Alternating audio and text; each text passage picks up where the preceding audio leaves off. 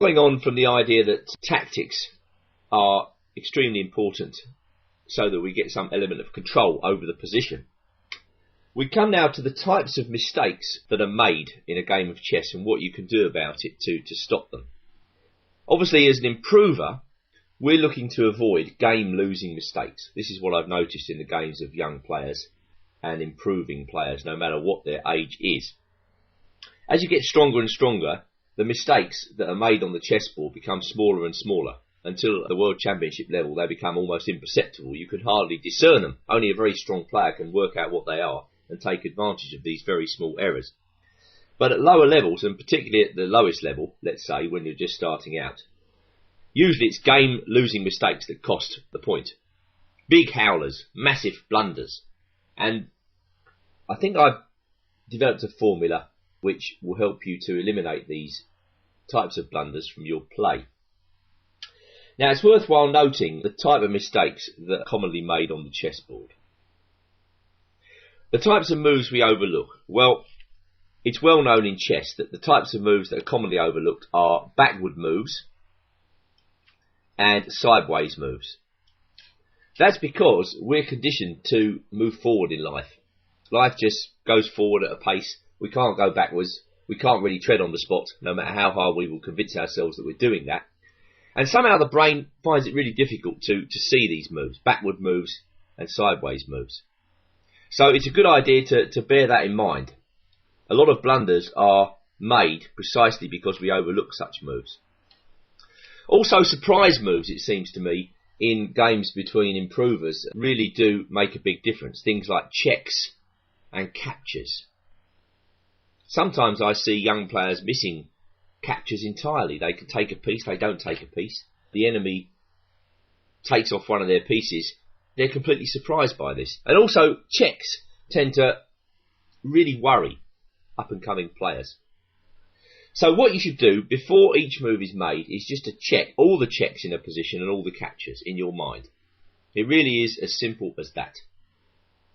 It will be very laborious at the start. I mean, the strong player, the grandmaster, really does this automatically. He or she doesn't need to think about this. It's done automatically in their heads because they've done it so many times. Their mental memory is ready for this, and the brain is automatically registering all the dangerous moves.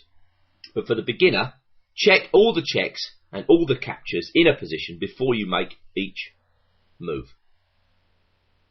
And do bear in mind that retreating moves and sideways moves are the most commonly overlooked moves in chess. Well, now we come to a game, an old game, but an absolute classic. A game between Wilhelm Steinitz, who was world champion back in the 1890s, and he's playing a very famous player from the 19th century, Louis Paulsen. And let's go through this game, trying to use our formula, checking all the checks and the captures, and looking out for blunders, and we'll see where it leads us, if it helps us. Well, Steinitz kicked off with e4. Black played e5. No checks and captures yet. Knight c3, knight c6. And now we come to the first capture in the game. Well, if I was black, I would certainly take that pawn on f4. Steinitz has played a very dangerous opening called the Vienna Gambit. Basically, this is an attacking option for white, but the way Steinitz plays it is so risky, it can't be recommended to the average player. For instance, he takes the centre in the opening with d4. Now that looks good, but it does give black a very dangerous attacking option, which if you were checking the checks and captures with black, you would immediately see. You would see queen h4 check, and that's precisely what Paulsen played. Now it might be interesting to note that Steinitz was doing this deliberately. He really firmly believed that control of the centre offset an awkward king position right at the start. He tried to convince himself, I think, that black didn't really have enough pieces out to take advantage of the very exposed white king, and it was much more important to have the centre at this early stage. Well, I don't know, but clearly this is not an opening one can recommend to players who are starting out. I mean, this is not sticking to the basics, as we outlined earlier. This is far from the basics. White is being deliberately provocative, and he's almost encouraging black to go over the top. attacking his king. Well, these are advanced tactics, more of that later. For the time being, if you were white, let's say, going back one move in this position, and you were checking all the checks and captures, you quickly see that Queen h4 check was dangerous. So I would strongly recommend the move Knight f3 here, in order to stop that move, and perhaps d4 later. Anyway, Steinitz played d4, Queen h4 check, King e2, and Black played d6. A modest move, but there's no doubt about it, Black is thinking about putting this bishop out on g4. So White played Knight f3, and Black did indeed play bishop g4, pinning the knight on f3. Well, there's a capture available for White. Bishop takes f4. Of course, when Steinitz played this move, he would have to have worked out that Black couldn't have played bishop takes f3 on this move, which uncovers an attack of the Black queen against the White bishop.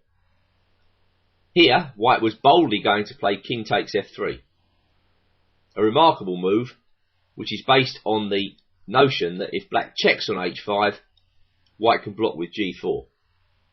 And this remarkable position continues with Black really having wasted time over the last couple of moves. He surrendered his bishop, his valuable bishop on c8, and the White king looks reasonably safe because Black hasn't got enough pieces out to attack it. So going back to bishop takes f4, Steinitz can get away with this move tactically. It's all about tactical control. Black decided to get on with development and castle on the queen side.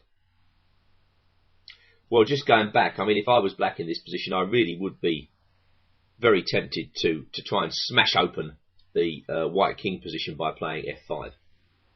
But that's a discussion for the next game. So going back to the game, Black castled on the queen side.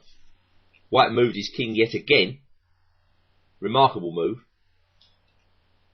And Black played queen h5. Well, Black could have considered bishop takes f3 in this position, the capture, but it's not clear what that move does.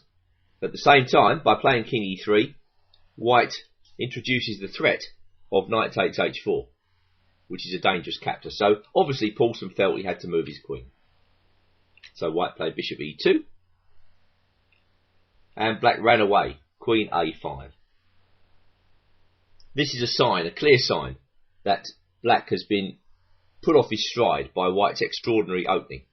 I mean, how often do you see the White king on e3? And he's running around the board with his queen, when really he should have been thinking about, if you just go back one move, getting those pieces out on the king side. But obviously White was perhaps threatening a move like h3, for instance. If Black plays the normal move here, knight f6, White can go h3, and this move is a little bit awkward for Black, because if he surrenders his bishop, White recaptures, and now once again the Black queen is not very well placed. And, I should stress, Black has no way to take advantage of this extraordinary position of the White king. Okay, so Black played queen a5 in the game. And now White played a3. And Black's problem is, his queen is running out of squares. Bishop takes f3. Well, that's an interesting capture. And now at this stage, Steinitz probably was trying to figure out what the point was of this move. I think the main reason Black played this move was he anticipated that White would recapture with the bishop when he's going to play g5. This gives Black some counterplay. The bishop is attacked. When the bishop retreats, Black's bishop would come to g7, putting pressure on the d4 square. Extraordinarily, going back to the game, therefore, Steinitz recaptured with the king. And Black obviously was tempted by giving a check, so he brought his queen across to h5. King went to e3, moving out of the check. Queen went to h4. And now White played b4. Well, Black doesn't have many threats in this position. He's got no dangerous checks with his queen. He's got no dangerous checks with any other of his pieces because he hasn't developed them yet. And he's got no captures available which make any sense. So White just gets on with the attack. The point of b4 is to advance the pawns against the black king. If black is doing nothing, white may as well start an attack. So black did something. He pushed his pawn up to g5, and now, checking all the captures, we see that black is threatening to take white's bishop with check. The bishop retreated. Queen goes back to h6. Pawn pushes on to b5, and black retreats. Knight c e7. Now, I did mention at the start of this take that retreating moves were among the most difficult to see in chess. But really, what were black's choices in this position? He could go to the edge of the board, but that looks like a horrible square for the knight. You've got to think where you're placing your pieces in chess. You know, this is such an important aspect to the game when you're a beginner. It's all right to put the knight on that square, but where's the knight going? When a piece has absolutely nowhere to go from a certain square, it's usually very badly placed. And here, white can even think about trying to attack and win that knight on the edge of the board. A knight on the rim is dim, as they say, and in this case, doubly so. So, black decides to retreat to the safety of his army. Rook comes to f1, a very nice file to take, attacking the pawn on f7. That would be very much a capture white would like to make, so black blocks it by playing knight f6. And now Steinitz really concocts an extraordinary manoeuvre, continuing to move his king back to g1. And would you believe, after 18 moves, the white king has moved 6 times, and he's managed to get to a normal castling position at the same time. It's incredible, you know, Steinitz was able to bamboozle his opponents using these tactics, and black has been completely outplayed already. White's got 2 bishops, is an important aspect to the position. He's already got a dangerous looking pawn advance against the black king. His king seems very safe, amazingly, and black has no counterplay. That is to say, a way of playing the position which gives him the attack. Well, also white's got a threat. He's threatening to capture rook takes f6. So black dealt with that by protecting the knight with his queen. White just built up, as grandmasters do. Queen came to d2 to attack the pawn on g5. So black protected against that capture. Now white advanced on the queen side with a4 and sacrificed a pawn with b6. And here Steinitz really starts to show his class. Well, I think he's already showed his class in this game by playing in this extraordinary and original manner. But you could have said that a lesser player would have been playing with the white pieces so far. But this type of move is really excellent. White sacrifices a pawn to open up the black king. This pawn sacrifice also gives him a lot of time. Whilst all the black pieces are massed on the king side doing absolutely nothing, I mean, if black is given 5 or 6 moves, he might get an attack against the white king. But the idea of b6 is to give black absolutely no time. Black must make a capture because white's threatening b takes a7 here, which would win outright if it were allowed. So black must take that. And now comes another extraordinary move here. Rook takes f6. This is tactical control. Steinitz sees that the knight on f6 is guarding the critical square g4. Black must recapture on f6. In comes bishop g4 check. King comes to b8. In comes the knight to d5. With each of these moves, white is gaining time. The queen comes back to g7, and now this beautiful move a5, which includes every single white piece in the attack. White simply threatening to capture a takes b6, opening up the file, and then his rook and his queen would pile in against the poor black king.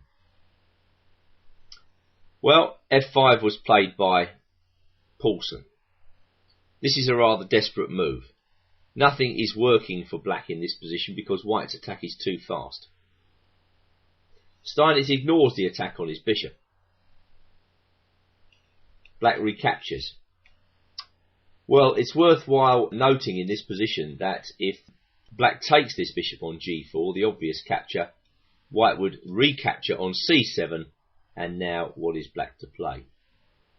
If he plays king c8, bring our rook all the way down, and then we can take on d8, making a new queen with checkmate to follow.